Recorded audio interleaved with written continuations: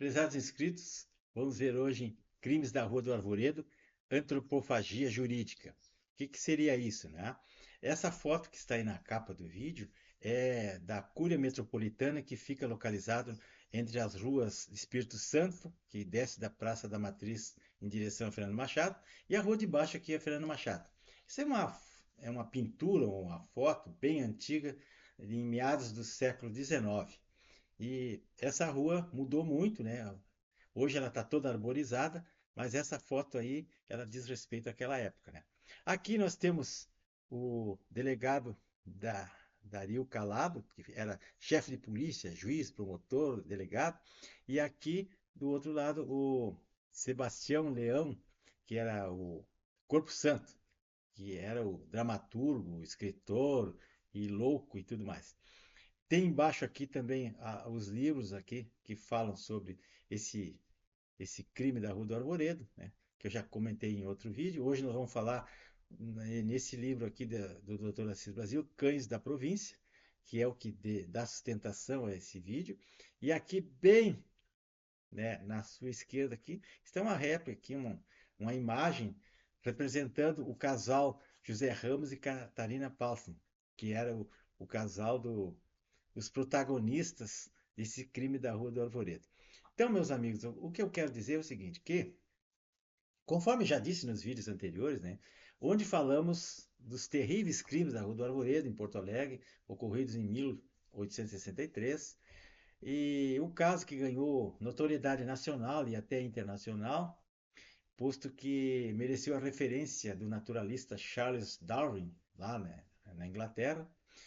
Dizia que José Ramos e sua companheira Catarina Paulsen, eles mataram pessoas degoladas e aí eles tiravam a carne e comercializavam em forma de linguiça, transformando pacatos habitantes daquela pequena cidade da província em inconscientes canibais. Bom, essa expressão antropofagia jurídica, que aqui diz respeito à deglutição, ou o ato de engolir ou comer o direito material, que é o direito escrito, ou seja, o direito humano, o direito das gentes, o direito internacional e o direito constitucional do Brasil e até do estrangeiro, a fim de que se possa buscar desafetos em qualquer lugar do mundo, prendê-los, matá-los ou condená-los à prisão, como fazia o Stalin na antiga União Soviética. Então, aqui nós vemos no Brasil, tem refugiados, pessoas que saíram daqui, se exilaram na Espanha, nos Estados Unidos, na Argentina, e um juiz quer buscar essas pessoas que estão resguardadas por direitos internacionais, trazer de volta para o Brasil para colocá-las na cadeia por atos antidemocráticos. Então, para a produção de um direito novo, um direito pessoal, eles criam essa antropofagia para atender objetivos ideológicos, revolucionários ou suas vontades, suas vaidades, algo totalmente injusto e sórdidos, como faz a ditadura socialista vigente hoje no Brasil. E que combina muito bem com a filosofia globalista da nova ordem mundial, né? Então, meus amigos, todos os ditadores, os loucos, né, esses psicopatas que estão no poder, o poder derrete o cérebro deles de forma irreversível. E sempre foi assim ao longo do tempo, né? Ao longo da história, as coisas aconteceram desse jeito. Eles têm o apoio aqui de uma minoria, né? Ou então, ou seja, uma facção contra-majoritária, que são poucas pessoas, mas que eles, antidemocraticamente, eles representam uma maioria, porque eles têm a mídia corporativa do lado deles, as Forças Armadas, a polícia, o judiciário, empresários, banqueiros, mantendo essa gente. Então, só o poder, só a união de todas as pessoas, né, é que pode parar um ministro que não é um monstro sozinho, ele é um monstro porque existe toda uma rede de apoio que dá sustentação a ele, com muito dinheiro e muito poder na jogada. Isso a gente sabe, né? Então, Porto Alegre, de certa forma, foi no século XIX um mundo sobrenatural, como eu falei nos vídeos anteriores, com seres fictícios que aparecem em suas histórias, egrégoras, fantasmas, assombrações, loucos de todo gênero, lobisomens, feiticeiros, assassinos, canibais.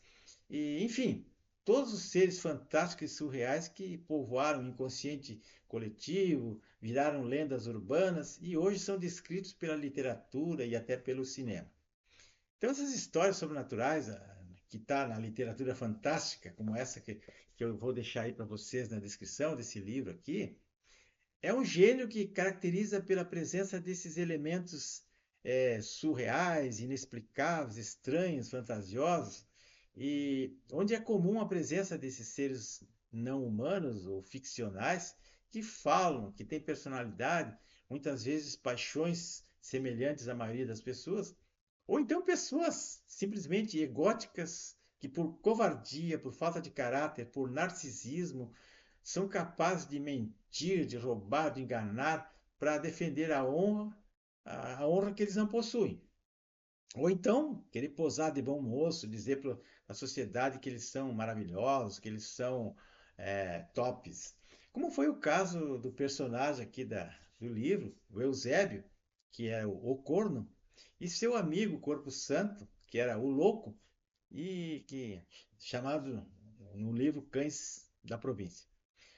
É, esse Eusébio, ele enterrou uma outra mulher como se fosse a sua esposa para limpar a própria honra, que ela tinha abandonado ele, foi embora, ele sabia que isso tinha acontecido, mas ele com vergonha do delegado, com vergonha da sociedade, ele disse que ela tinha, que não sabia onde é que ela estava, quando na verdade ela estava muito viva nos braços de um amante. Bom, então fica aí a dica de leitura, né, desse livro e o filme que eu vou deixar aqui para vocês poderem entrar no clima da época do século XIX, meados do século XIX. O livro é esse aí, né, Cães de Província, de Luiz Antônio de Assis Brasil, e o filme Paixão da Jacobina, que é um filme que fala sobre a, a revolta dos Múcaros, que aconteceu em Sapiranga, que pertencia a São Leopoldo, também em meados do século XIX. Bom, existe uma pergunta, né, sobre esse problema aí do direito do esse direito antropofágico aí.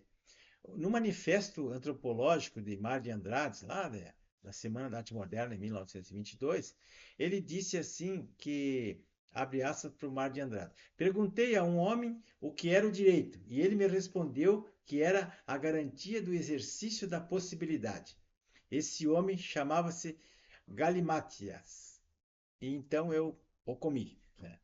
Bom, isso aqui é o seguinte: o ministro Eros Grau, do STF, num voto lá em meados do século, da década passada, ele falou sobre a necessidade de haver um movimento antropológico, antropofágico do direito, né, que para mudar algumas coisas ali, eu não sei se ele não estava de acordo com o que era dito, sei lá o que ele disse. Então, eu pergunto assim, mas pelo amor de Deus, para que existe o parlamento se tem que mudar a lei? Para que existe o povo que vota? Para que existem os votos de eleições para eleger representantes? Para que nós temos a Constituição Federal que não é respeitada? Então, eles querem comer o direito, querem transformar o direito na alguma coisa digerível? Não. É, tudo bem. Esse galimatias, galimatias significa aquela verborragia, aquelas palavras vazias, sem sentido, né? Aqueles juridiquês que as pessoas falam, falam, falam e não diz nada. É isso aí. Mas não tem nada a ver com o fim do direito ou com o direito sendo manipulado por uma pessoa ou manipulado por um grupo, como está ocorrendo agora.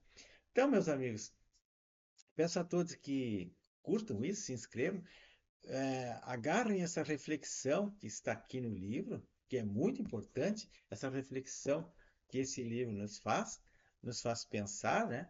Porque a situação só chegou onde chegou porque nós, por falta às vezes de conhecimento, a gente vai aceitando o que certas pessoas dizem ou fazem e a gente não procura saber o verdadeiro significado do que está por trás disso tudo aí.